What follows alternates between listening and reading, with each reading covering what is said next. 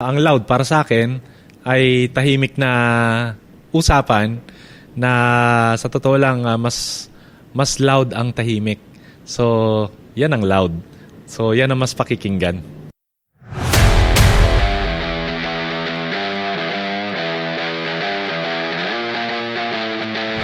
Hi! Welcome sa Loud. Ako po si Wendy. Ako po si Renmi Nadella. Itong episode na to sobrang special. Kasi Yes. kinakabahan kami. Ngayon lang kami kinabahan. Kasi ang guest natin ngayon, first time namin magi-guest ng politician. Pero hindi ito basta-bastang politician. Kasi nakilala namin ang guest natin ngayon ng talagang kung ano siya talaga, yung totoo talaga. Nakasama namin siya sa Quezon yun, no? Nung gumawa tayo ng music video. Dahil kami yung kumanta nung jingle niya noong time. Nung pangalawang term niyang tumakbo sa Congress. And isa to sa mga masasabi namin na talagang legit at tunay na nagre-representa sa marginalized sector na nire-represent niya sa Congress. So, yan. Marami siyang ikukwento sa atin. Napakagandang storya. Marami. So, umpisahan na natin. So, please welcome ang kaibigan namin, si Congressman Argel Cabatbat. Yes! Mga tol. Yan. Thank you. Welcome. Thank you. Ito ang pinakamalakas na palakpak. Okay. Sobrang busy mo, pero salamat at pinagbigyan mo kami sa Actually, bakit niyo ba ako niyaya?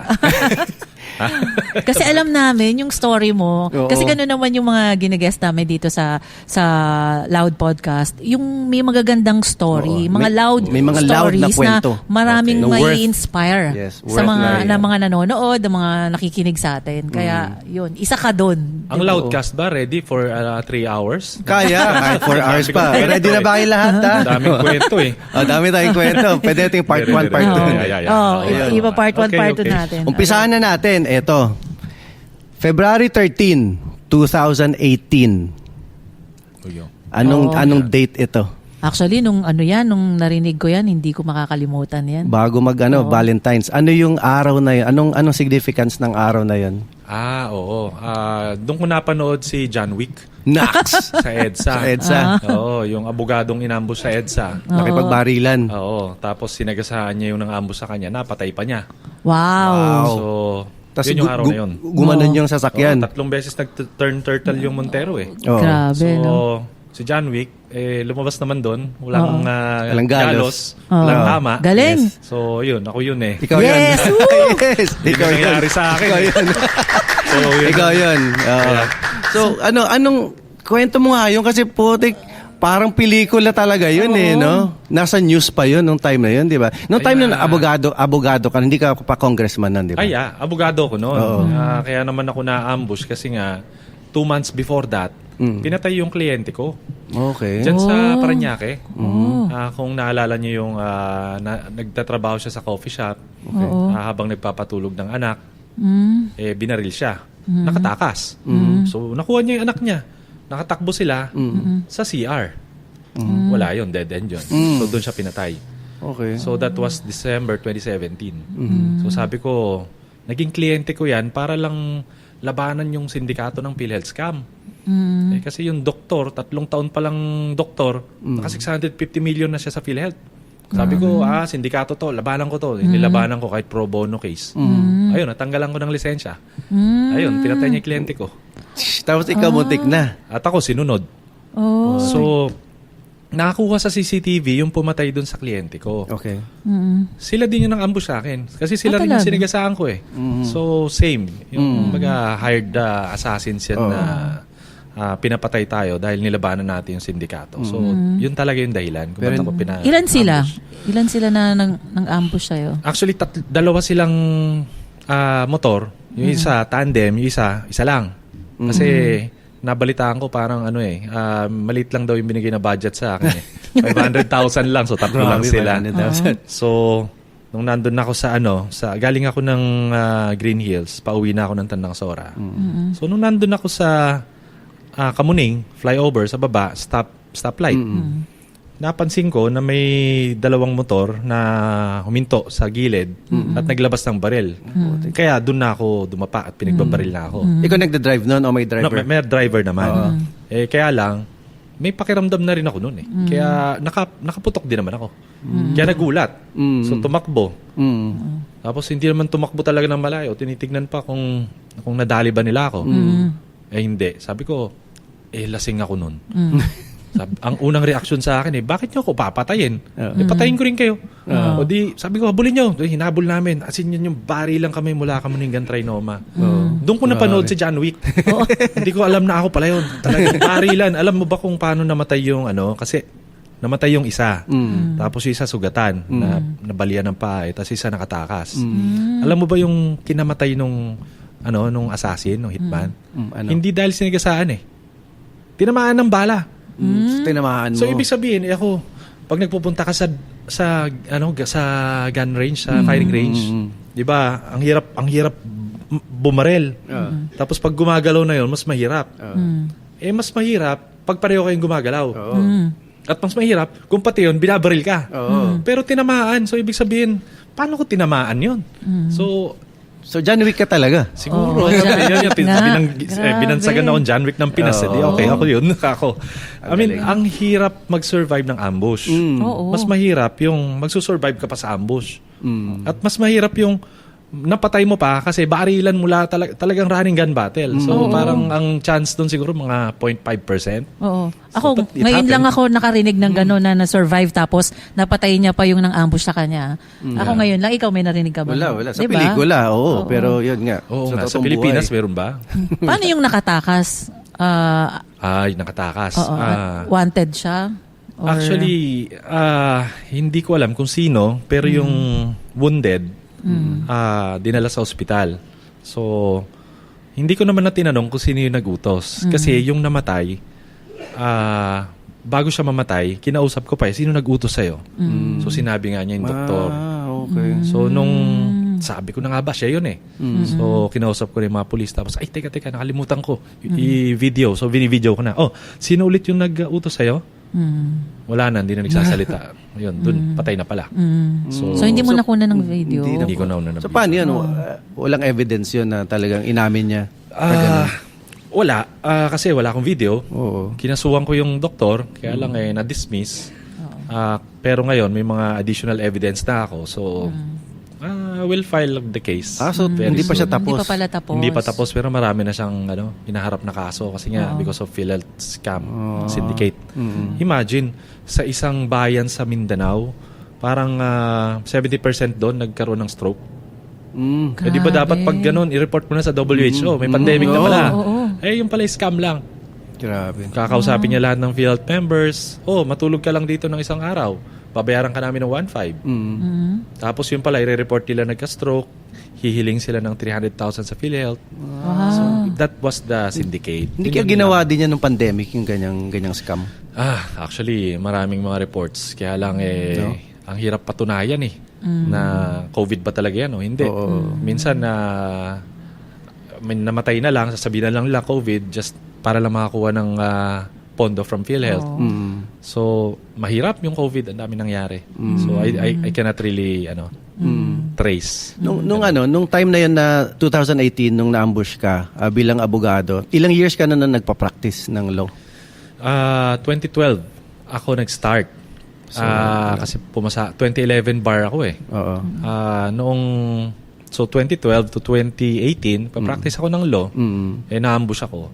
So sabi ko, ayoko na mag-abogado. Mapapatay yata ako. Madali kasing pumatay ng abogado Kasi, aalamin mo lang kung kailan yung hearing niya. Aabangan mo lang siya sa korte. Mapapatay mo na yan, madali lang. Tapos na agad yung madali lang. So, sabi ko, ayoko na mag-abogado. Mag-congressman kaya ako, sabi ko. Pero yung pag-aabogado mo ba, sarili mong choice yun o yung parents, na-influence ka ng mga parents na... Yeah, I don't know kung kailan kayo graduate ng high school Baka kasi pag sinabi ko, malalaman niyo yung, yung age difference. Bata mo mas bata ka naman sa... Hindi, bata niyo ako kasi mas bata ako Anyway. 1980, ano ka ba? 83? 84. Yeah. Pero 2001 ako graduate ng high school. So, plano ko talaga mag-doktor. Kaya lang, that yun, was bakit? 2001 Yan yung ini-impeach sa ERAP. Okay. Okay. So, napanood ko yung mga abogado at saka yung mga senador. Ang gagaling mag-debate. Yung mga senador dati, ha? Hindi ko sinasabi yung mga senador ngayon. Okay.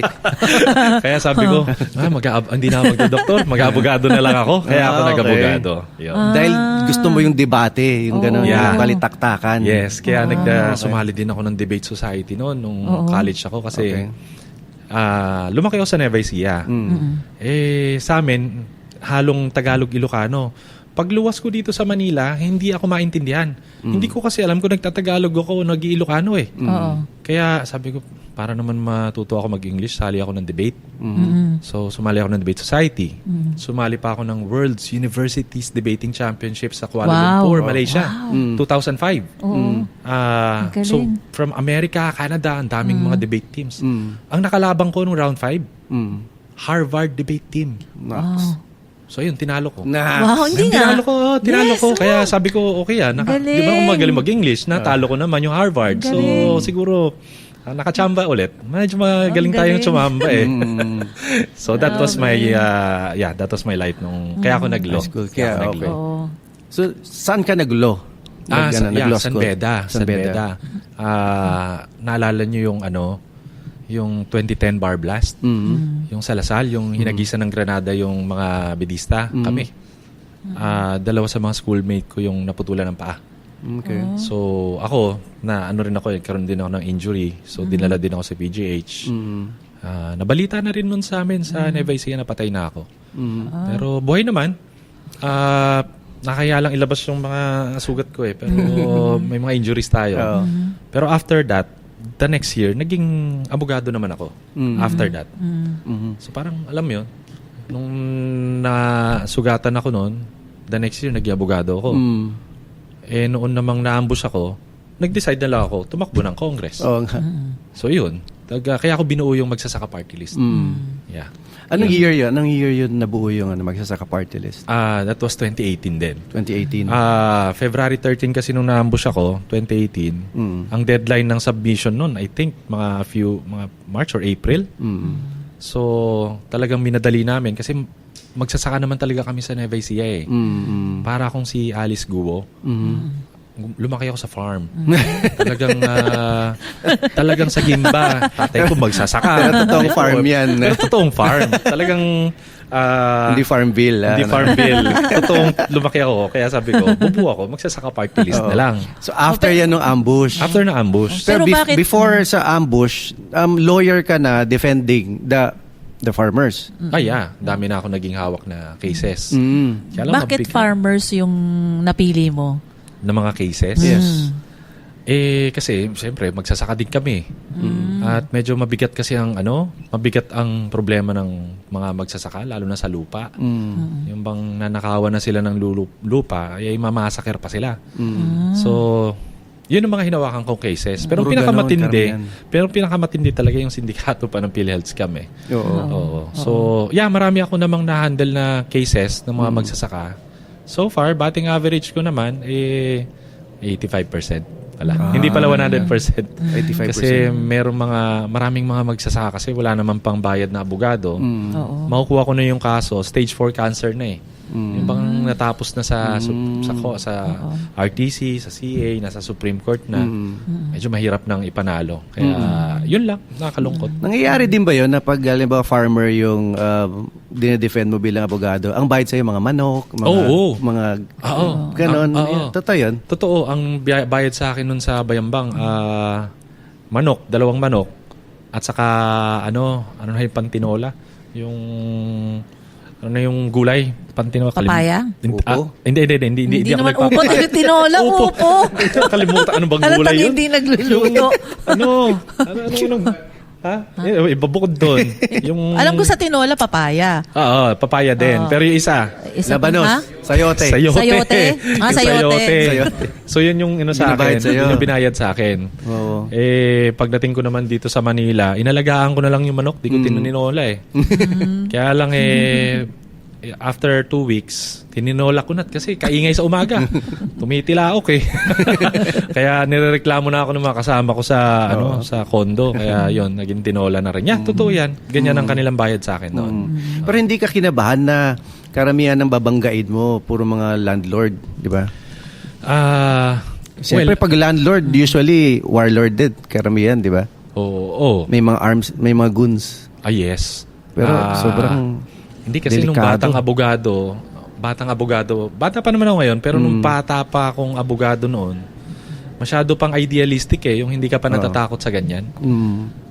Pero totoo pala yun. Kasi, kita mo nga, inaambush ako. So, simula noon, talagang naging careful na ako.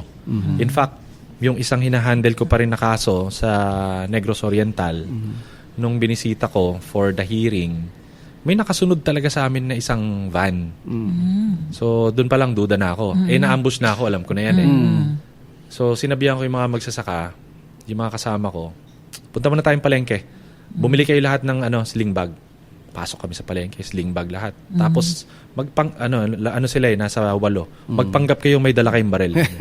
Pinagpanggap ko talaga, so parang silang mga goons. mga goons. Suklay pala, suklay. Oo. Kaya yung nakasunod sa amin, natakot na Oo. Kasi nung una, sinusubaybayan talaga kami. Nung nakita na gano'n, umalis na. Sabi tayo, muntik na tayo ron. Ang galing. Kaya minsan kahit naman siguro sa mga election, sa mga ibang cases, basta may sling bag ka. Tapos may suklay, no? Suklay, pagbunot, suklay. Diba? Huwag lang yung mustache kasi nakikita ko na yan sa Senate. Yeah. So yun. Yeah. Nung time na nasa college ka pa, nanonood ka ba ng mga banda nung time na yan? O kasi Nung yung panahon college. yun nun, di ba? Oo. Club Dread, nakapanood ka nun sa Club Dread. Oo, nagpupunta na ako doon. Mayrix. Tapat ng UST, Club Dread ang napuntahan mo. Club Dread. Oo. Tsaka, mas dalawa, Club Dread, tapos Gillies, siyempre, mga tugs-tugs. Yan ang aking mga pinupuntahan noon. Okay. Pero sa banda,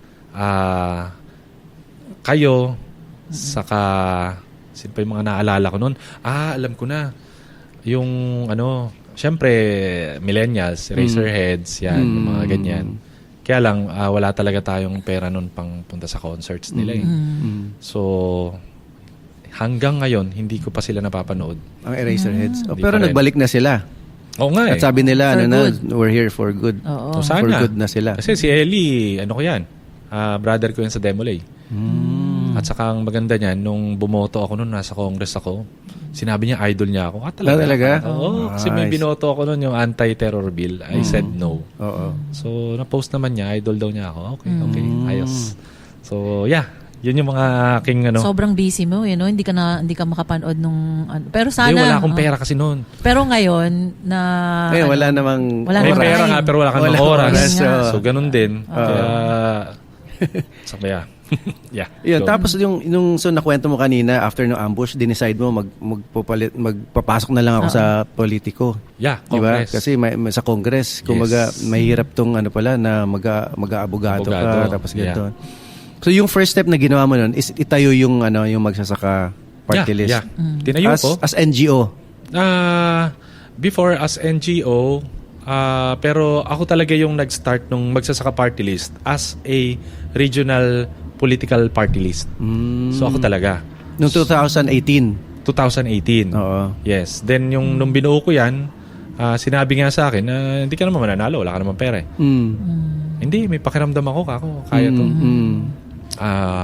Ayun, nanalo naman. 2019, no? Yes. First term. Pero unorthodox na na approach. Wala akong nilapitan na mayor, wala akong nilapitan na governor. Ang nilapitan ko talaga ay literally mga magsasaka. So, pagka magkakaroon ako ng speech, ipapakita pa lang sa kanila yung tarpaulin na magsasaka party list. Di ko na kailangan magsalita magsasaka ako, di boboto ko yan. So, simple. Wala namang nakapag-isip pa nun. So, kaya siya nanalo. Napakagaan dalhin. Lalo na sa mga magsasaka. Magsasaka din naman ako. Ang problema, yung iba, hindi naniniwala na magsasaka ako kasi ang puti ko daw. Sabi ko, paano hindi ako puputi? Nung mag-college kami, hindi na kami mapag-aaral, naibenta yung lupa. So talagang natigil din yung pagsasaka namin nung nag-college kaming magkakapatid. Pero totoo, lumaki ako sa farm.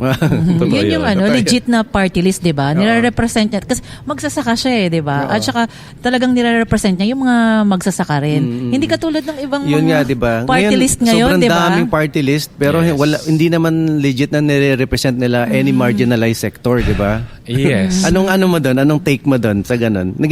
Sinasabi ginagawang backdoor daw yung mga party list na mga gusto maging congressman at congresswoman. Yes, So, totoo. anong take mo doon? Bago ako manalo, ang take ko talaga dyan, sinasabi ko, bastardized na yan, makakorap yan, ganyan ako. Nung naging congressman na ako at nakakilala ko sila, ako pinagdidelete ko muna. Hindi, kasi ganito. Totoo, bastardized na yung party list system. And nakilala ko rin yung mga congressman na mga yan. Okay. Alam mo, totoo na may korupsyon talaga dyan. Pero hindi ko makakalimutan, may mga, kahit na mayayaman sila, may mga matitino Ang tawagan kasi ng mga congressman dyan, boss. So, yan. Boss. So, sabi niya, boss, may problema ako. Sabi niya. Ano yun? Sabi. Kasi 3-term na akong mayor. So, nag-congressman na ako. Kinukumbinsi ko yung anak ko na tumakbo ng mayor para palitan ako. Ayaw ng anak ko. Kaya lang talagang pinilit ko siya. Sabi niya, sige pa. Tatakbo ko, pero huwag mo papakialaman. O sige, sabi niya.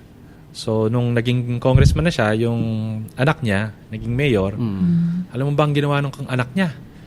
Nag-Alavico Soto. Zero corruption. Talaga? Wow. Kaya, namumroblema siya. Kasi nung siya nakaupo, may corruption, ibig sabihin, may mga tao doon na yun ang kabuhayan. Ngayon, lumalapit sa kanya, sabi, Sir, wala na kaming kabuhayan, wala nang korupsyon kasi doon. So, alam mo, yung nararamdaman niya dalawa Una, namumroblema siya kasi paano nga naman niya susustentuhan yung mga taong yon. Ikalawa, proud siya kasi yung anak niya may prinsipyo. So, ibig sabihin, yung mga congressman na napasok dyan, pinasok na nila yung sistema ng corruption na hindi naman talaga nila gusto. Pero nagiging proud sila sa mga anak nila ngayon. So, doon ko rin na-realize na hindi naman porket congressman, totoo, may corruption dyan corrupt. Pero hindi yan ibig sabihin, sila yung nagsimula niyan. Yan na talaga hindi natnan na kultura. Sistema. Yan na hindi natnan na sistema. Na ang hirap naman talagang baguhin. Pero sa tingin mo ba yung sistema na yan, may pag-asa pang mabago yan? O talagang wala na? Yan.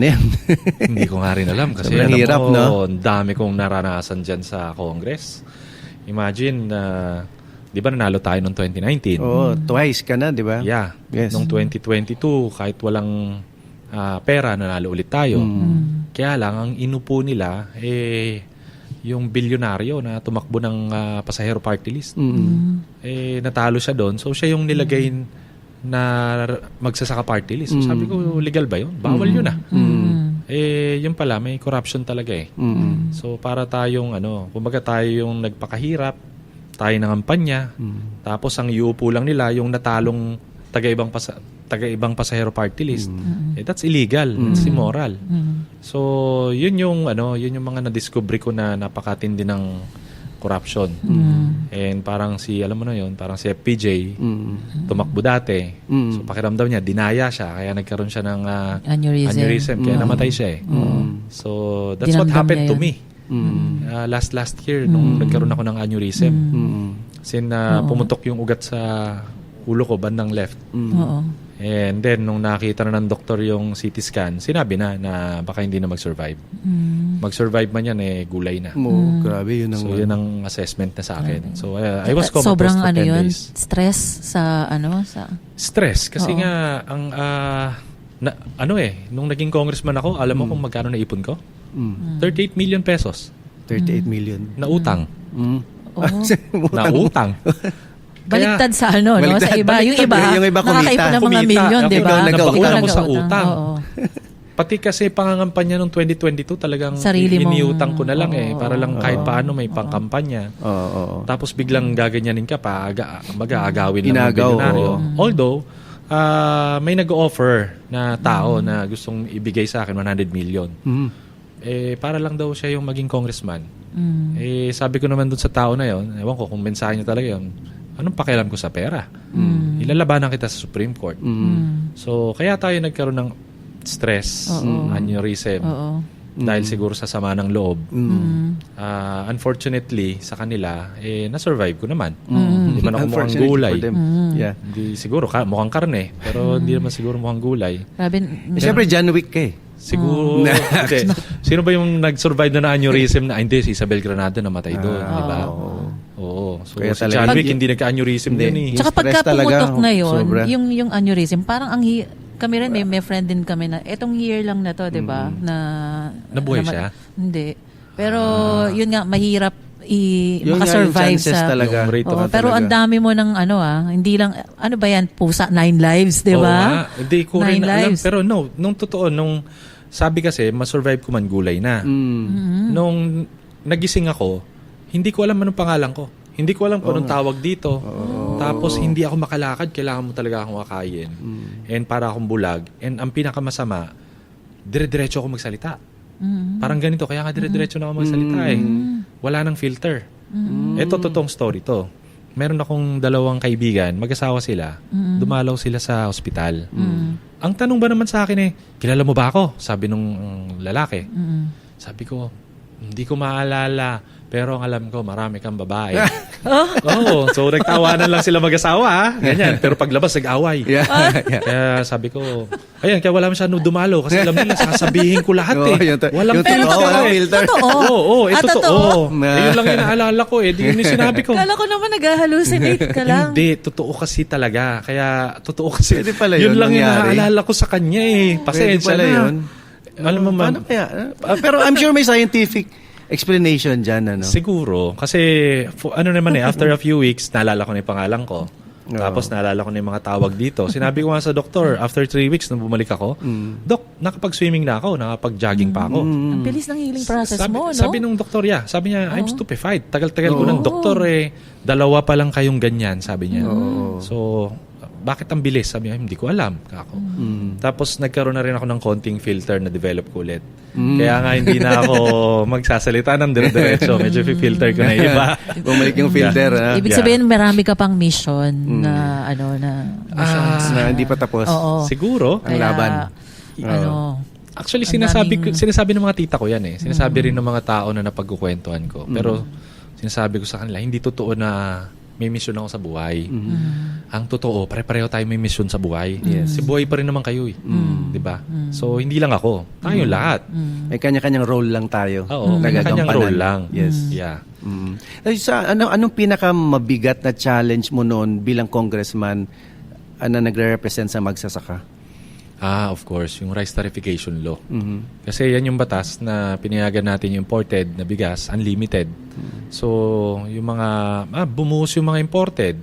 So, yung mga magsasaka, nalugi. Sabi nila, bababa daw yung presyo ng bigas, di naman bumaba. Ang bumagsak, presyo ng palay. So, nalugi yung mga magsasaka, yung mga consumers natin, hindi rin nakinabang. So, nilabanan ko yun. Kaya lang, kahit anong laban ko, ang hirap labanan mag-isa eh. Kaya, ngayon, pag kinakausap ko yung mga magsasaka, sabi ko, ang solusyon sa problema nyo, hindi yung magkaroon ng congressman. Hindi yan ang solusyon. Kaya kung nagkaroon na nga kayo ng congressman, wala pa rin nangyari. So, sinabi ko yun, naging congressman na ako lahat. May boses na kayo sa kongreso, wala nangyari. Hindi yan ang solusyon. Ang solusyon, magkaisa kayo. Yes. Kasi tingnan nyo sa India, noong nagpasa ang Indian government ng batas na magpapalugi sa mga Indian farmers, anong ginawa nila? Nag-rally. So, ayun. Oo nga. Tiklop yung gobyerno. Sa France, ganun din. Nagpasa sila ng batas na makakalugi sa mga farmers, French farmers. O anong ginawa? Pinart lang nila lahat ng traktora nila sa kalsada. Tiklop yung gobyerno. Ano sa tingin mo, bakit hindi mangyari yan sa Pilipinas? Siguro, kailangan din kailangan din siguro ng mag-unify sa kanila. Kailangan din siguro ng magli-lead. Kasi ang mga magsasaka natin parang parang kalabaw. Ang kalabaw kasi masipag, malakas, matiisin, mahiyain. Pero nakakita na ba kayo ng kalabaw na nagwala? Ako nakakita na. Kasi nung nagbabasketball ako doon sa Barangay Triala, sa Gimba, may kalabaw doon. Yung mga bata parang pinagpipitik yung kanyang So, nagalit, nagwala. Talagang. 6 na bahay, wasak. Hindi mo Ganun makontrol. pala magalit ang kalabaw. Ang Parang kalabaw, bull. Parang bull. Ay, talagang wala. Hinanap Yung ano? pa nila namin sa palengke yung may-ari kasi hindi na talaga mapigilan. Yun lang, yung may-ari lang yung nakapagpigil. Huwag sanang dumating yung araw na yung mga magsasaka natin, na parang kalabaw, magwala na at manuwag. Oo, tama. Sana, kasi alam mo, totoo yan. Sunod-sunod yung mga magsasaka na nagpapakamatay na eh. Yun nga sa tatanong ko kasi nabasa ko rin yun na Yeah. may nag-suicide na eto lang, di ba? Yes, Nakaraan, magkasunod yun sa amin pa pareho sa Gimba. Oo. Yung una, dahil nga ilang beses na silang pinabarangay. Kasi nga wala sila eh. Namemorisyento lang sila eh. 30,000 yung utang nila, ilang beses silang pinabarangay. Sa sobrang stress, pakamatay na lang. Grabe. So, meron naman doon sa Faigal. Ganun din, talagang walang-wala. So, parang hindi na ito magandang senyales na talagang mukhang naghihirap na yung mga magsasaka. At saka alam mo ba, pag nagbibilad ng palay sa kalsada, after nila magbilad, tignan mo, meron dyan matanda na magwawalis, yung mga natira. Oo. Yun na lang yung kakainin niya. So, ganun nakabagsak talaga ang buhay doon sa amin. So, kaya nga, sana, mapakinggan ng gobyerno. Kasi parang tayo ang pera ng gobyerno, parang puro na lang sa simento. Hindi natin makain yung simento. Baka pwede naman na ibigay natin sa magsasaka. Kasi sa ibang bansa, ang pera ng gobyerno, binibigay nila talaga sa magsasaka. Kaya, halimbawa, Thailand, Vietnam, Japan, ang magsasaka doon mayaman. Kaya mayaman yung bansa. Sa atin, yung mga magsasaka natin, mahirap. Kaya siguro tayo mahirap. Di ba? Siguro ang susi para yumaman ng Pilipinas, payamanin natin yung mga magsasaka. Para naman na yung mga magsasaka natin, wala nang papalit sa kanila eh. Ayaw na ng mga anak nila. Kasi nga, lugi sila lagi. Ikaw ba naman? Yung, halimbawa, yung anak mo, sasabihan mo ba magsaka kung alam mo naman na wala naman silang kikitain? So, paano naman natin ma-encourage yung mga tao, yung mga bata na magsaka kung walang kita dyan? So, kailangan talaga natin ng reform sa government. Yung Pilipinas pa naman, di ba? Agricultural tayo na bansa. Dapat. Di ba? Yes, agricultural country. Tignan mo, we used to produce shoes sa Marikina. Di ba? Ang ganda ng mga sapatos doon sa Marikina shoes. So, ano nangyari? Museum na lang. Kasi nga, nung pinapasok nila imported na sapatos, nalugi yung mga magsasapatos sa Marikina. Totoo yan. O ngayon, pinapasok nila yung mga imported na bigas. So, ano mangyayari sa palayan natin? Magiging museum na lang din. Ano mangyayari sa atin? Subdivision. Hindi. Sabi ko nga, hindi na tayo pupulutin sa kangkungan. Kasi pati kangkungan convert na sa subdivision. So, yun yung malungkot. Pero sa tingin mo, may pag-asa pa rin naman. Tingin ko naman may pag-asa pa. Alam mo, nag-press con kami nag-media forum kami ni Bishop Jerry ng Radyo Veritas sa CBCP. Ang pinag-uusapan namin doon, yung mga mangingisda. Kasi nagkaroon ng Supreme Court decision na yung 15-kilometer municipal water, ang pwede lang mangisda dyan, yung mga maliliit na mangingisda. Kasi according to Philippine Statistics Authority, ang pinakamahirap sa buong Pilipinas, mangingisda, hindi magsasaka. Okay. Mangingisda ang pinakamahirap. Tapos, kung papayagan mo pa yung mga malalaking barko, aagawin yung mga pinangingisda ng mga maliliit na mangingisda, anong mangyayari sa kanila? So, yun yung nilabanan namin. So, nagkaroon kami ng media forum nila Bishop. Nagsasalita siya. Tapos sabi ko, tingin ko naman may pag-asa pa. Kasi naalala niyo yung milagro ni Kristo nung umakyat siya sa bundok. Ang dala lang niya, 5 tinapay at 2 isda. Yung libo-libong tao, sabi ng mga apostol, paano natin papakainin itong mga to? So si Kristo nagmilagro, biglang ang daming pagkain. So, tingin ko naman pwedeng magmilagro Kasi yung tinapay, it represents the farmers. Yung isda, it represents the fisher folks. Nagkaroon na tayo ng milagro dati dito sa Pilipinas Alam niyo yung community pantry? Alam niyo ba kung bakit sumikat yan? Bakit? Kasi, binuo natin yung, sabi ko sa inyo, mahaba kwento ko Anyway, magkwento tayo ng milagro nung nakaupo tayo noon sa Congress, binuo natin yung magsasaka outlet. So, ibig sabihin, bibili natin sa magsasaka ng mas mataas na presyo, pero ibebenta natin sa consumers ng mas mura. So, yan yung magsasaka outlet. Ideal That's the idea. setup, yes. Oo. Pandemic, merong binabarat na magsasaka ng kamote sa Panikitarlac, humingi ng tulong sa atin sa Facebook. Pwede daw bang bilhin natin yung kanyang kamote? Kasi binibili lang 4 pesos per kilo. So pagpunta natin doon, magkano mo ba gusto? Sabi niya, pwede bang 19? O sige. So binili natin. Tapos nung binili, ano ba yung magsasaka outlet? So pinaliwanag natin. Nung natuwa siya, alam mo ba, nag-donate siya 3 kaban ng kamote.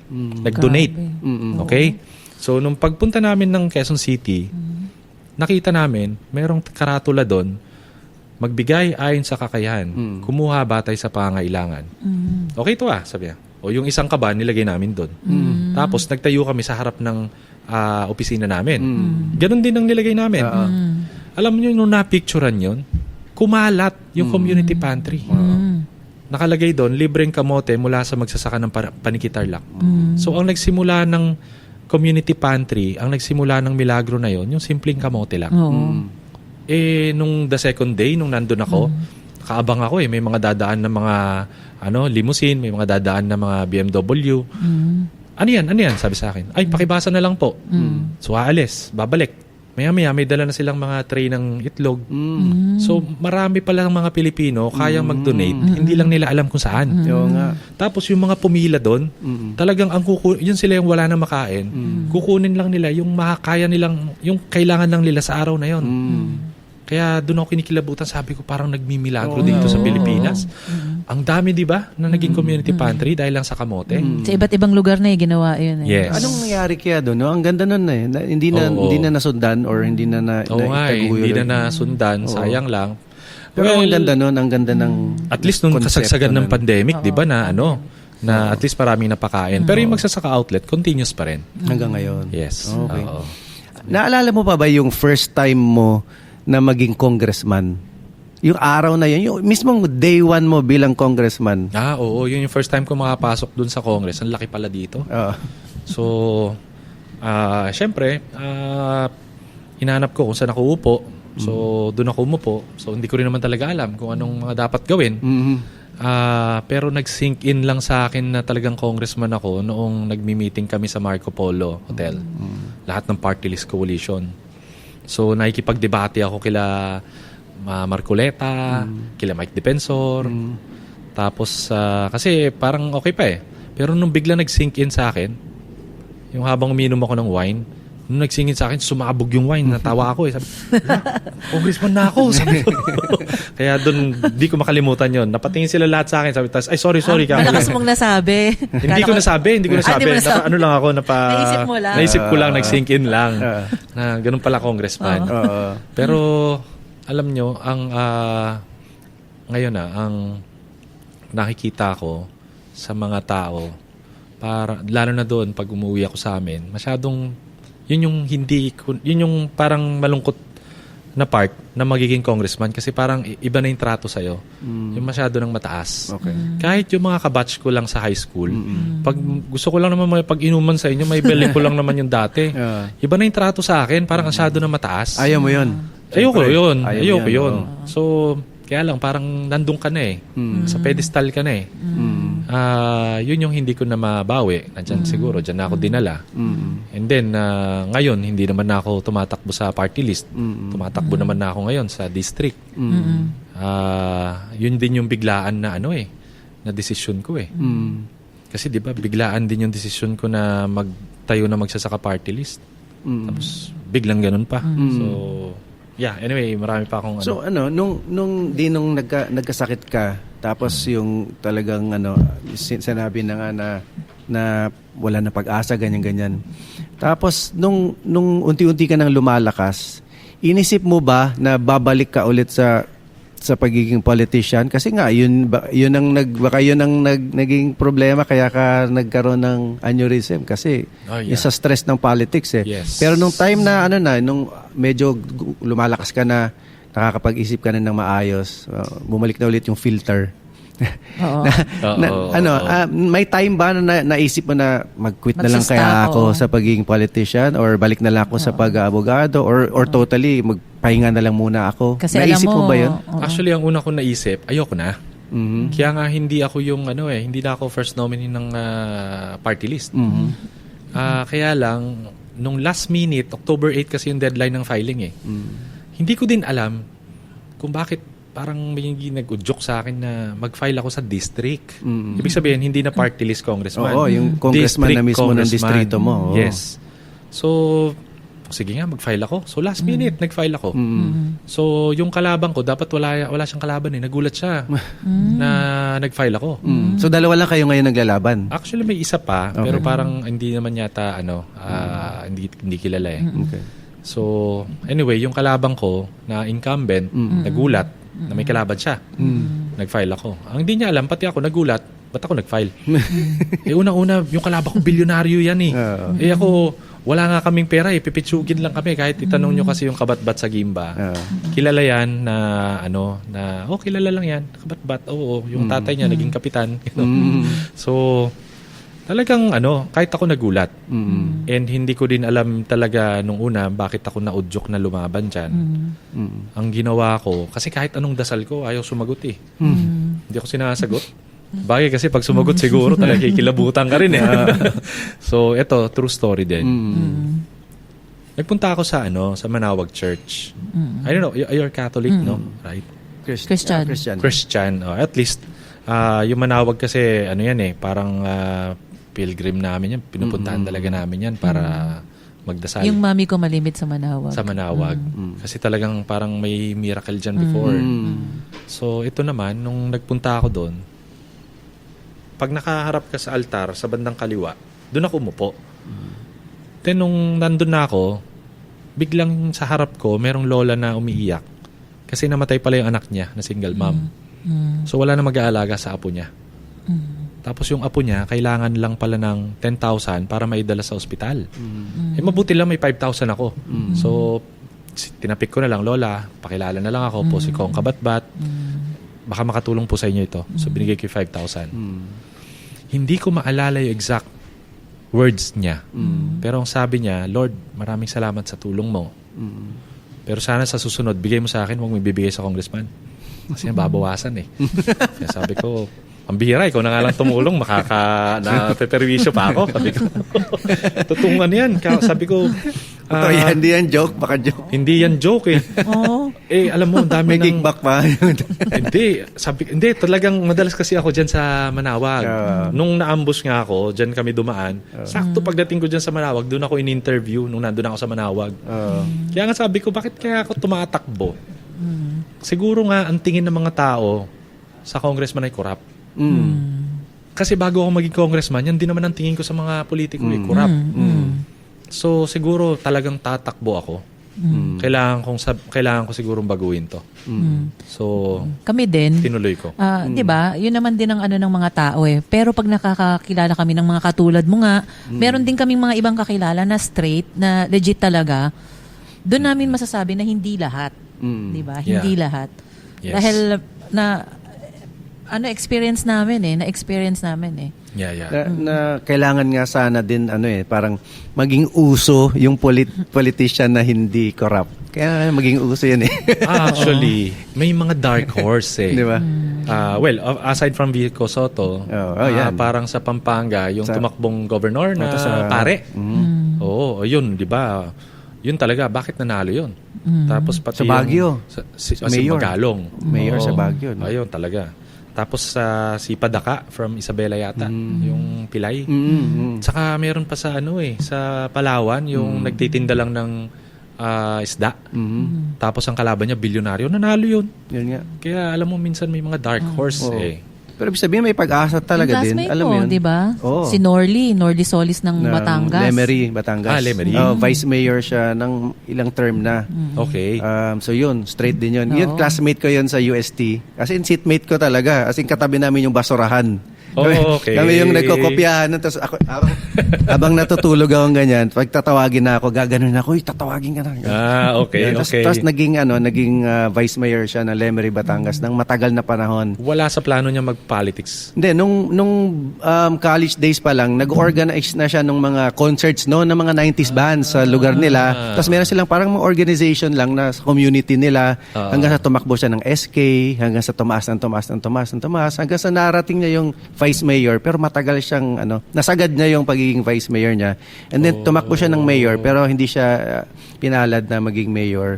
Pero ngayon, siya na yung admin ng bagong mayor. Lang Lemery. Ng Lemery, siya yung admin. Hindi man si humarang to hindi UST yun Beda yun, kaklasik yun. Naging rin siya admin sa Lemery. Ayun. Taga Lemery. Norly Solis siya pangalan ng Solis classmate pala. ko. Pero ganun din yung niya. Straight din talaga, tapos ayaw din niya sa mga corrupt. Tapos alam niya, ang dami niyang kwento tungkol sa mga ganyan. Alam niya yung sistema na yan. Kaya parang At kung paano niya tinanggihan lahat ng pareho din sa'yo. Oo, diba? Yung mga standard na 40%, mga ganun. Yung ganyan, diba? Oo. Kaya tapos yung mga projects na ang matitira na lang sa actual na project, napakaliit na lang, kaya puro substandard. Substandard. Diba? So, Yes. ang kawawa, tayong mga mamamayan, diba? So, Yes. parang ang dami ng kumita Yes. ng kickback. So, Kapag gano'n na nakakausap kami ng gano'n or nakakamit kami, nakakamingle namin, may pag-asa 'di ba? Sana lang talaga. Sabi mo nga, maging uso. yun nga Pag naging uso siya at naging cool, no? Na parang, corrupt ka, baduy, wala, oklats ka, di ba? Sana maging ganun, no? Na parang, wow, straight to, okay to. Yeah, parang, so, pag naging ganun na yung mentalidad din ng mga tao, na parang nababaduyan na sila pag corrupt, doon siguro din unti-unti talagang magiging maayos ng bansa natin. Pero buti na lang din na meron kagaya mo. At least meron, at kagaya diba? ng mga yung Ako? nabanggit mo. Hindi, isa sa mga naging behavioral change ko after aneurysm, makwento na ako Lalo na pagka umiikot ako, hindi ako napapagod magsalita kasi kapag ka ikaw ay nagsisinungaling, yung 5 minutes, matagal na yan. Mapagod ka Pero kung nagsasabi kang totoo, kahit tumagal tayo na ilang oras ngayon, total, this is a loudcast. Sana, wag niyo akong mahusgahan muna. Meron akong kwento.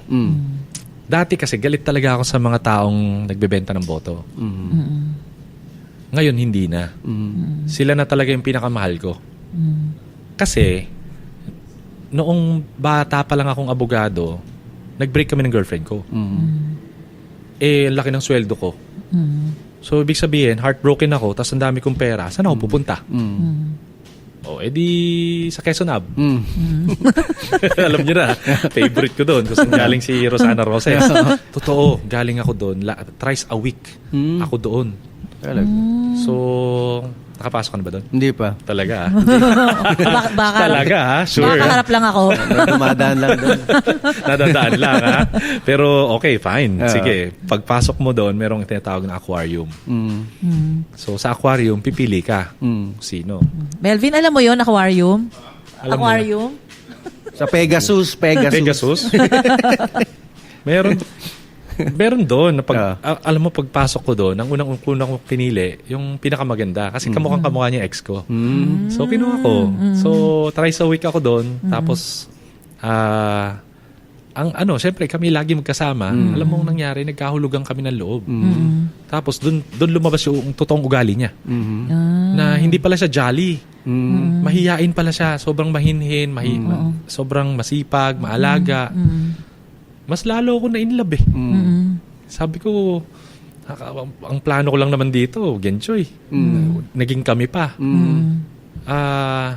Yun lang, doon ko naintindihan. Kaya siya nagtatrabaho doon kasi nga, stage 4 cancer yung tatay niya. Tapos yung panganay nila, bedridden na. Walang-wala na silang pamilya So, kapit sa patalim. Ganyan din naman yung mga tao natin. Ngayong eleksyon. Mapipilitan silang ibenta yung boto nila kasi nga bukas na yung eleksyon hanggang ngayon wala pa rin sila makain. Kaya mapipilitan talaga Oo So ngayon talagang sila yung paborito ko. Kaya lang pasensyahan tayo, wala tayong pambili ng boto. Ang laban talaga natin, talagang laban to ng mahirap sa mayaman. Wala man talaga tayong pera Pero bago kami nag-break nung girlfriend ko, kasi hindi ko naman nakinaya. Magde-date kami, tapos pag naghiwalay kami, alam ko may iba siyang kasamang lalaki. Andun lang ako sa bahay, madidepress lang ako lalo. Kaya sabi ko, kala ko mawawala yung heartbreak ko dito sa hayop na Pegasus na to. Ako mas lumala eh. So, nakipaghiwalay ako at sinabi ko naman na sana dumating yung araw na mas gumanda yung buhay nyo. Hindi mo na kailangan magtrabaho dyan. Pangarap ko lang naman sa kanya. So, few months bago kami ikasal ng wife ko, nagkita kami. Sa Starbucks hindi sa hotel. Starbucks. Wholesome. At yun, meron na rin siya palang pamilya. Saka maganda na ang buhay niya. Meron na siyang 3 branch ng punerarya. Naging business. Masipag kasi, di ba? Oo. Pero nung time na yun, hindi mo ba na, parang umano lang sa isip mo na, kunin mo na lang siya doon, tapos mag-family, Hindi, kasi mag-start na kayong alam ko, family. Bata ako pa noon. Bata. Ilang taong ka na ba noon? That was 2012, 2013 eh. So, almost 10 years ago. Siyempre, career pa lang. Okay. Oo. Tsaka, although malaki yung sweldo ko, hindi ko pa kaya mag-family noon. Kaya ko lang na, mag-surfing, kaya ko may, hindi ko pa kaya family noon. So, hindi ka pa ready. Hindi pa ready. Kaya, ganun. So, at least ngayon, nung 6 years ago, nalaman ko na okay naman na siya. Okay na sila ng pamilya niya, may anak na. At maganda na yung buhay niya maganda ngayon, di ba? Tsaka kasi nga, punerarya ang business niya, meron siyang mga ahente sa mga ospital. Pag may namatay, takbo agad. Kahit sa mga police station, may mga komisyon yung mga yun. Pag may namatay dito, tatawag lang sa kanya, kunin niya. At ang pinakamalaking time na kumita sila, panahon ni Duterte. Kasi daming patay nun eh. Kaya, maganda na buhay niya. I mean, alam mo yun, pangarap ko lang yun sa kanya noon na siguro, pangarap ko na lang din to sa mga tao. Sana, balang araw, dumating tayo sa point na hindi na natin kailangan ibenta yung boto natin. Tama. Kasi sa ibang bansa, alam ko, hindi ganun eh. Example, sa Western countries. Kasi maayos na yung buhay nila eh. Dito parang talagang nadadaan tayo sa pera eh. Na hindi mo rin naman talaga masisi yung mga tao. Sinasamantala talaga. No? Yeah, how do you change that? Hanggang ngayon, palaisipan din sa akin. Basta ako, kung yung inudyok sa akin, tutuloy ko. Kung anong tingin kong dapat gagawin ko na lang. Bahala na ang Diyos. Kaya nga, taga Batangas ba kayo? Hindi. Ako taga Cebu. Cebu. Cebu. Siya, Manila girl. Manila girl. Pero yung mother ko, Ilagan, Batangas. Batangas. Ilagan. So alam nyo ibig sabihin ng alae. Alae. Oo. Yung expression nila. Expression. Na alae. Kasi ang mga Batanggenyo, dating mga Muslim yan eh. Before pumasok ang Kastila. So Tagalog sila, pero parang sinasabi kasi nila na yan kasi yung kagustuhan ni Bathala. Ganon sila lagi. Okay. Hanggang yan yung gusto ni Bathala eh. Bathala. So yung alae, at sa totoo lang, alae, yan yung parang gusto ng Diyos eh. Yan ang ibig sabihin ng alae. Okay. Ganon. Ngayon ko lang nalaman yan. Ganon pala yun. Yeah, sabi ko sa'yo, marami yung kwento eh. Oo nga. So hindi pa ako maubusan. Tapos pala, ngayon, nagsa-stand up, ka na, di ba? Comedy. Oo. Kasi nga... Paano naman, alam mo, nung nag-post ka, nung gig mo, tinignan ko pang maigi kung totoo. Ikaw talaga yun. Akala ko diba, parang... kasi, ang namin sa'yo, seryoso. Congressman na seryoso, di ba? Tapos biglang nagsa-stand up comedy, di ba? Parang, totoo ba to? Yes. Alam ko, niyaya mo kami nun eh. Kaya alam, may gig yata kami nun eh. Niyaya ko kayo. Pero yung next, may tugtog yata kami nun. Next, tama kayo. Paano ka naman napasok doon? Kasi siguro po pwedeng mangyari yun na matagal ng stand-up comedian, naging politician. Pero ikaw, politician, tapos nag-stand-up comedy. Paano nangyari yun? Totoo. Kasi di ba si Zelensky from Ukraine, comedian yan. Comedian siya. Tapos naging presidente. Kahit nga si Trump, comedian yan eh. Talaga? Comedian yan, naging presidente. Okay. So, maraming mga comedian ang mga naging politiko. Pero yung politiko na magiging comedian, parang ako pa lang yata yun eh. Sa kung bakit ko ginawa yun, ang naging dahilan ko kasi, Kilala niyo naman ako before bago ako magka-aneurysm, di ba? Masyado akong seryoso. Tapos pag diniscuss ko na yung problema ng mga magsasaka, mabigat. Talagang, halimbawa sa Mindoro, every 3 months, minamasaker. Diyan nga sa Negros Oriental, siyam silang pinatay eh. Tapos sa Amay Manabilang, 21, sa Lanao del Sur, sa Mindanao, 21 silang minasaker. Kasama isang buntis. So pag ako mag-speech, di ba, ang bigat. Parang ang mga tao, ang hirap makinig sa ganung kabigat. Tsaka dami pang mga mga figures, di ba? Yes. Gantong percent, gantong ganyan. Parang talagang genius to Oo. Alam niya talaga yung sinasabi niya. Yes. Kaya lang, nakikita ko yung reaksyon ng mga tao, puro na lulungkot. Ang tao kasi kahit naman naghihirap, masayahin eh. Totoo yan. Lalo na yung mga Pilipino. Yes, ang mga Pilipino, ganyan. So parang kailangan ko yata mag-stand-up comedy. I will use comedy to send them the message na sige, nagpapatawa lang ako pero mayroon akong ibabanat na talaga matinding problema. So ganun yung naging ganun yung naging strategy. So dagdagan lang natin ng comedy Para mas gumaan. para mas gumaan yung sobrang bigat na problema ng mga tao. So dinadaan ko rin sa comedy. So para pa rin yan sa kanila yung ginawa mong... Ganun pa rin. Diba? Yeah, I think so. Diba? Para pa rin sa Hindi kanila. naman talaga diba? ako comedian. Ang galing. Pero hindi naman sa hindi comedian. I know how, pwede rin naman tayo mag-comedy. Pero I think I need to be a comedian also. Para mas mapakinggan tayo. Ano yung experience mo dun sa first show mo being a comedian? Oo. Kasi nung una, meron kaming tinatawag na yung kami-kami lang, yung open mic. So, puro kami mga comedians. Siyempre, magsasalita ka doon. Alam mo mga comedians lang din yun. Magpa-practice tayo. Nagpa-practice tayo eh. Okay. So, 2 beses lang ako nag-practice. Tapos, sabi sa akin ni Ed Chico, okay, game ka na. Kaya mo na. Anong kaya? Pangalawang beses ko pa lang to. Sabi, hindi, kaya mo na yan. Diyan ka sa Viva Cafe. So, okay, sige. So, na-schedule naman siya, mga 3 weeks ang preparation. Hindi naman nung makapag-prepare sa sobrang busy. So, 3 hours before, doon pa lang ako gumagawa ng material. Diyos ko po, sabi ko, anong sasabihin ko? Kaya, bahala na. Sasabihin ko lang kung ano yung totoo. Kwento ko, buhay ko. Naging successful naman. I can send you the video. Meron nga doon, ang time limit ko lang, lahat ng comedians noon, marami kami, 5 minutes. So, pagdating ko na ng 5 minutes, kinakat na ako. So, sinabi ko, ba't mo ako ikakat? Congressman ako. Tawa na naman yung mga tao. Di tuloy. Di nagtuloy hanggang 8 minutes. Talagang minsan gagamitin mo na lang kung ano yung maisip mo doon. So, yeah, ito successful.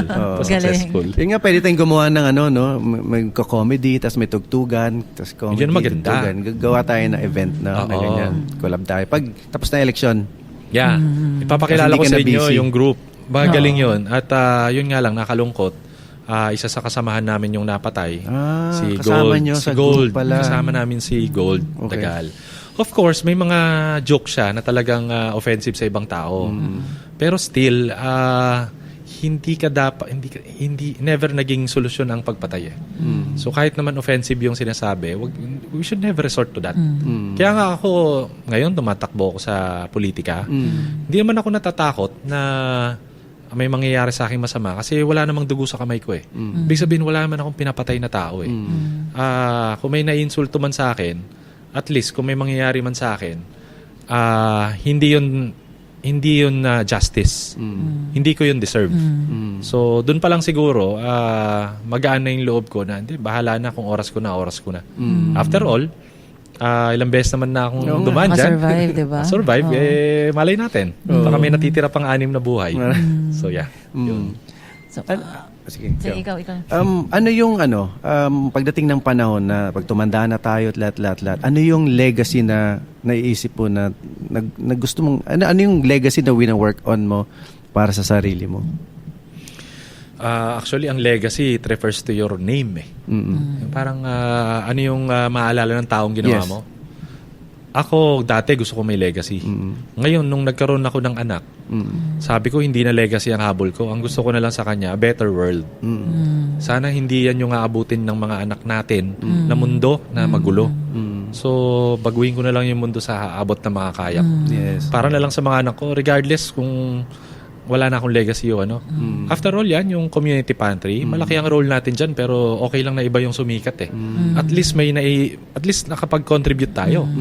Kahit hindi na sumikat. May mabago lang. So doon masaya na ako doon.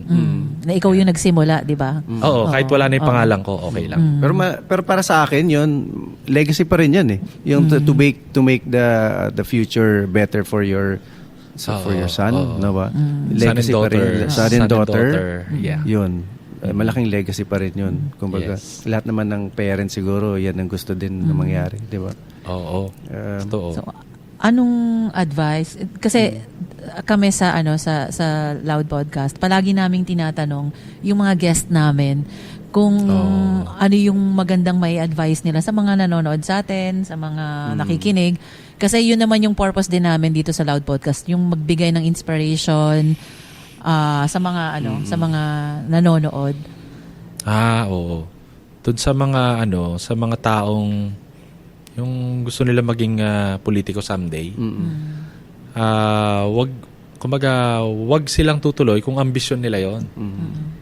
Ituloy nila 'yan kung talagang pakiramdam nila calling nila 'yon. Hindi yung dahil ambisyon mo 'yan. Kasi kung ambisyon mo 'yan at naupo ka na, that's not really service. Parang ako nung tumakbo ko sa magsasaka party list, wala naman akong kaplano-plano dyan eh. Sa totoo lang, aminin ko sobrang kalasingan ko. Sabi ko, ayoko na mag-abogado. Congressman kaya ako. Parang may nag-udyok lang eh. Alam ko naman wala akong laban, wala naman akong pera. Pero dyan ako dinala eh. O di pinanindigan ko. Tapos alam mo ba, bago ako mag-file dito sa district, nanalo kami sa Supreme Court. Nabawi namin yung magsasaka party list. Tapos ang taas pa sa SWS survey. So ibig sabihin, kung gusto ko talagang maging congressman, edi doon na lang ako. Sure na. Kahit di na ako mag-kampanya pala, sure win na ako eh. Anong ginawa ko? Iniwan ko. Tapos dito ako lumaban para akong bumangga sa pader. What kind of decision? Sinasabi rin sa akin ng mga tita ko yan eh. Ano ba mga pinagpapapasok mo? Binilabanan mo yan, bilyonaryo yan. Hindi ko rin po alam, tita. Kaya lang ito ang calling eh. Alam ko na wala talaga. Sabi ko, akala ko wala akong laban. Yan din naman yung akala ko noon. Pero mukhang may laban eh. Sa totoo lang, pipitsugin talaga ako. Yun naman ang unang mensahe sa akin. At mahirap lang ako. So, hindi kayang talunin ng mahirap ang mayaman. Kahit sa justice system, sa lahat, hindi kayang talunin ng mahirap ang mayaman. And that's the truth. Pero kayang talunin ng mga mahihirap ang mayaman. Kasi mas marami kami, mas marami tayo kaysa sa kanila. Kaya nga sinasabi ko, 'di ba, ang solusyon sa problema natin hindi yung magkaroon ka ng congressman. Ang solusyon, magkaisa tayo. Yes. Kasi mas marami tayo. So yun ang aking mensahe. Yun ang gandang mensahe. Sa lahat ng bagay naman talaga unity di ba? Oo. Mahalaga yan. Wag unity. Oo. Iba yun, no? Ibang usapan na yun. Sorry. Salamat din pala sa magsasaka party list nung mga times na may mga artist tayo na tulungan na nilapit namin sa magsasaka party list. So sila na lang yung nag-communicate. Basta ni-refer lang namin sila at nakatulong din naman yung magsasaka party list. Nabigyan sila ng mga guarantee letter. Yung nasa hospital. No? Yung mga ganun, yung medical assistance. Ang problema kasi sa musicians, wala kayong boses sa Kongreso. Wala nga. Ang mga mangingisda, wala ring boses sa Kongreso. Kaya talagang napipilitan din tayo noon na ang daming mga tao na yung marginalized na walang boses. Yes. Kaya kahit yung mga players, yung mga athletes, na pagka tumanda na sila, wala na silang makuhang trabaho. Sila wala ring boses eh. Ang dami talagang mga mahihirap na walang boses sa Kongreso, kaya napilitan talaga tayong sagipin lahat. Kaya lang hirap. Napakahirap. Kaya yan yung inabot ko eh, sa hirap. Kaya nga, to be honest yung sa laban ko ngayon, part of me, sana matalo ko eh. Kasi papasukin ko, impyerno yan eh. Ang politika.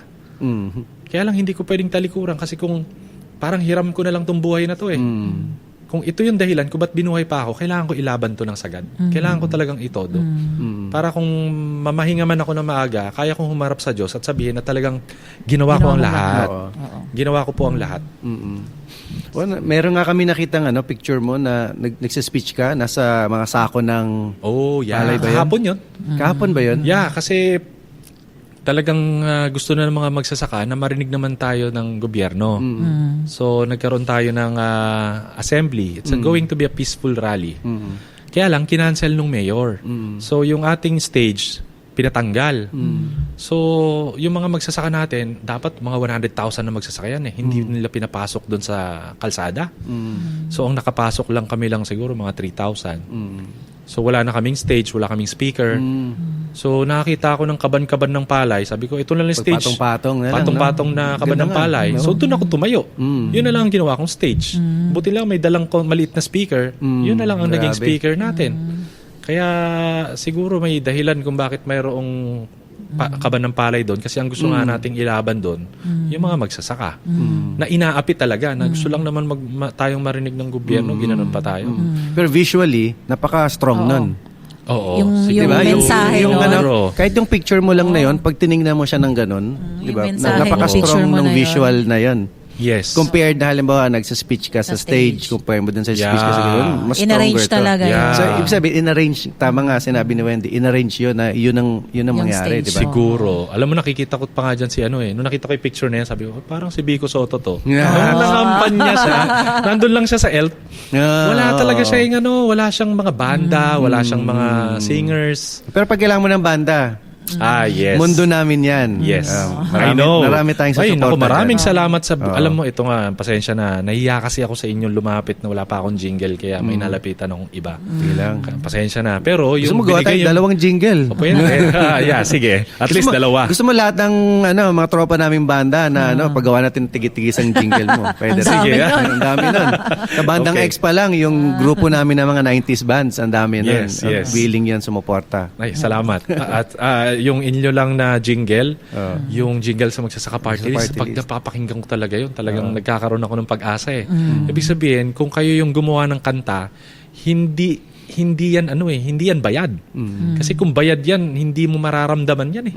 Yung ginawa nyo sa amin, naramdaman namin yun eh. Yung mga tao nararamdaman, kaya siguro baka pwede nga. May second jingle tayo. Pwede naman, di naman Buti kailangan din isa lang. Diba? Buti na tuloy tayo. na-mention ni Congressman na hindi bayad kasi merong pinapakalat, 'di ba, na yung jingle daw, naniningil daw kami ng sa mga magsasaka para sa jingle Alam mo ba, na yun. mayroong pinapakalat na paninira sa amin doon na gano'n na Alam mo ang bilang magsasaka, ang punong hinog ay binabato. mismo. Yun nga eh. So, Pero kaya at kayo least- binabato. Yun nga eh.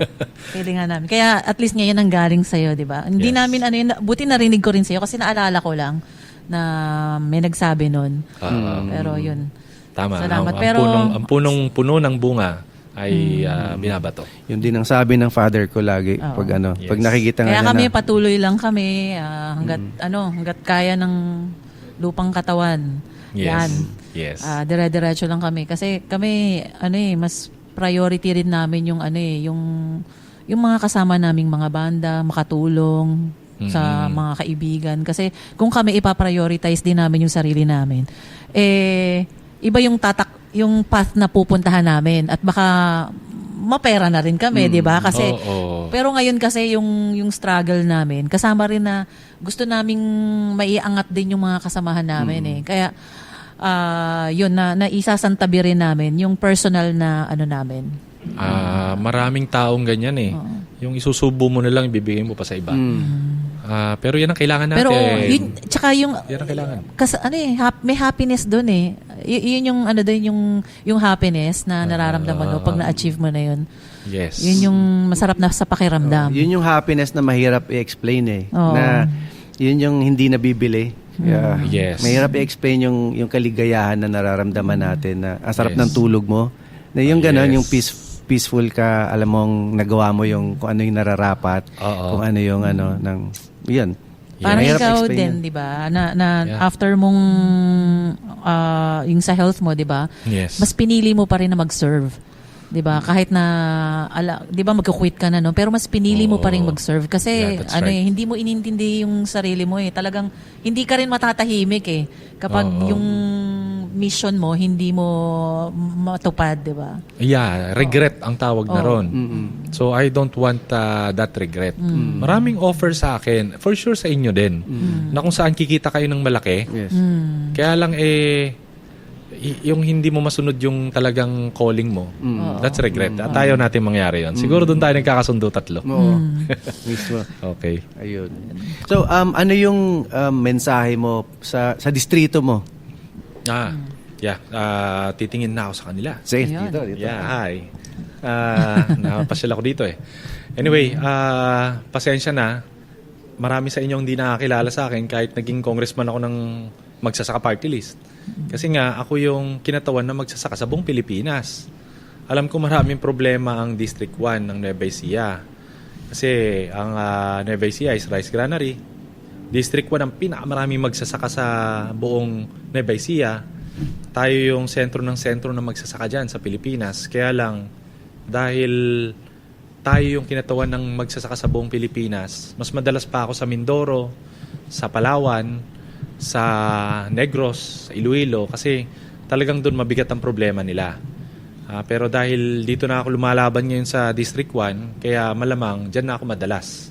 Kaya pasensya na kung ngayon nyo lang ulit ako nakikita dyan, dahil nung tayo yung nagsilbi sa Congress, nandun talaga tayo sa probinsya ng mga magsasaka natin na talagang minamasaker, talagang inaapi, at kailangan talaga ng tulong. So, yan, pagpasensyaan nyo na po at ngayon lang ako na pasyal ulit. Pero dyan ako lumaki at tingin ko dyan na rin ako magpapahinga. Pero sana dyan na rin tayo magsilbi. Kasi dyan naman talaga ang pinakasentro ng magsasaka sa Pilipinas.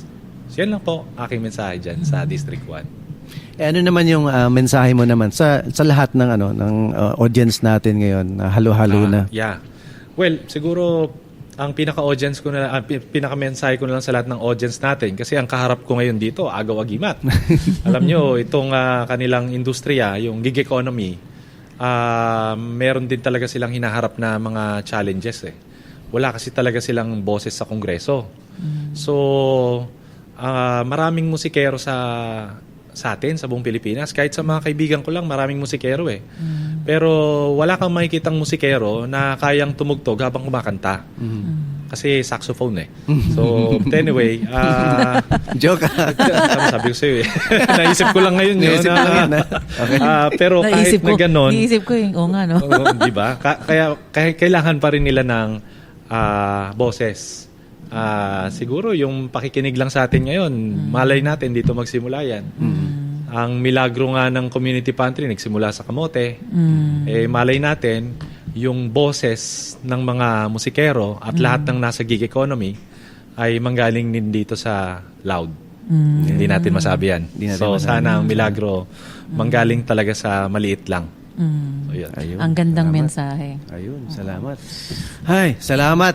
Salamat, Ang salamat, sarap. Argel. Parang ako gusto ko nakikinig lang ako eh. Ang sarap. Thank you. Ang sarap ng pakikinig ko. Ang dami kong natutunan. Di ba? So, lalo na yung mga... At nakaka-inspire na alam mo yun na Oo. kailangan meron kang gawin. Oo. Para nakakahiya na wala kang gawin. Alam mo yun? Yeah. So, yun. Sige, thank you ulit sa oras mo. Salamat Thank mga you so tol. much. Maraming salamat Thank mga you. tol. Thank you. Sana maulit. Oo, So, alam ulitin namin natin. sobrang busy mo, pero di ba? Yeah, ulitin bigyan mo natin kami to. ng oras. Oo. Lakas Alright. nyo eh. Kasi Thank sa akin you. eh. Thank you. Alright. Salamat din sa And mga... good luck. Yeah, good luck Sa sa laban atin. natin. Oo, good luck. Yeah. Suporta kami. Thank you. Suporta. Thank you. Salamat sa aming studio partner, ang Black Sheep Manila Studios. Kung kailangan nyo ng studio services, kontakin nyo lang sila. Nasa Facebook naman. And lalagyan lang yan namin, sa Pasig. Oo, sa Pasig. Lalagyan namin yung mga links sa page ni Congressman Argel. Lalagyan natin yung link din ng page niya para masubaybayan ninyo, ma-check out ninyo yung mga nagawa niya in the past. Yan. So, at yung mga future projects pa at mga gagawin. And then yun, salamat muli at sinamahan nyo kami sa isa na namang amplified conversation dito lang sa Loud! Yay! Yes. Tol, thank you very much. Thank you.